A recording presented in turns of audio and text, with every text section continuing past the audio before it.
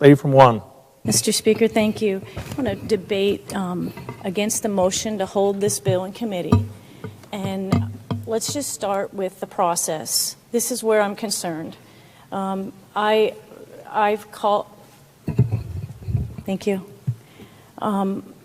Sometimes this place seems like an orchestrated circus.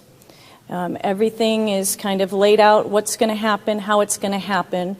But we have a book of rules, Mason's rules, that tells us how we can work through the system when there's roadblocks. And if you look at old Senate and House hearings, you'll see that there was a lot more discussion.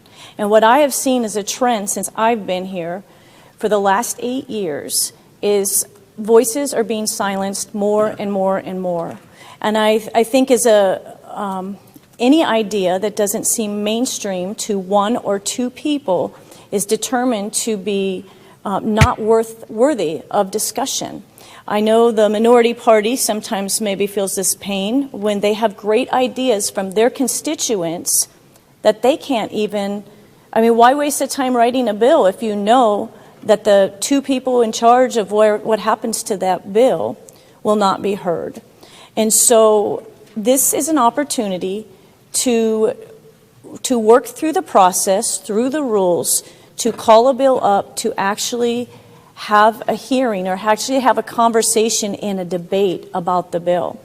The one thing we forget, and I think many of us see how society continues to move more and more in one direction or the other.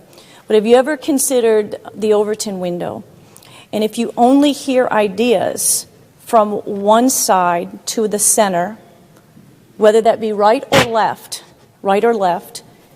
if you only hear those ideas and every other idea is suppressed, you will never move the conversation. I'm willing to debate any bill with my good friends, the Democrat friends. We have different ideas, and we come from completely different areas of the state, urban versus rural. And so if we never get to discuss why my people want something one way and why their people want something another way, we never get a consensus. We get a consensus of what the two people in charge want to be the consensus.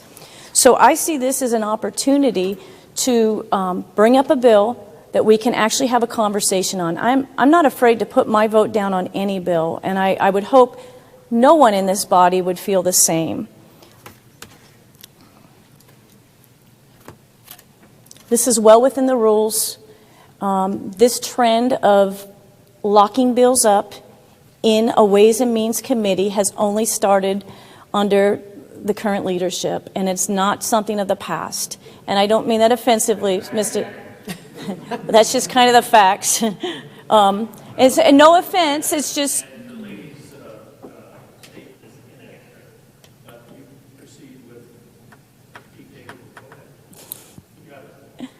Thank you, Mr. Speaker. It's not the way it's always been. And it has, over time, developed into where one or two people make the decision for every bill.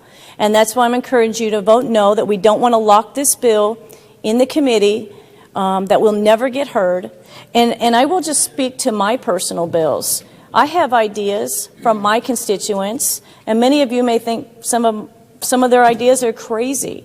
But you know what? Those are from the citizens that live in my area of the country. They've moved there for a reason. They live there for a reason. And they have different problems. They have different challenges than you guys may have in your areas. And so anytime they want their voice heard, I'm always willing to share that with others and discuss how we as a state in Idaho can come to a consensus and move forward so we're not so divided.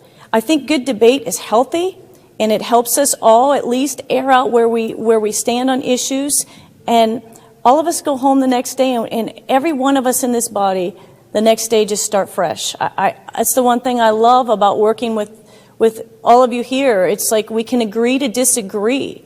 And so let's agree that we can hear all sides of every story. And that's why I'll be voting against hiding this bill in the committee. Thank you.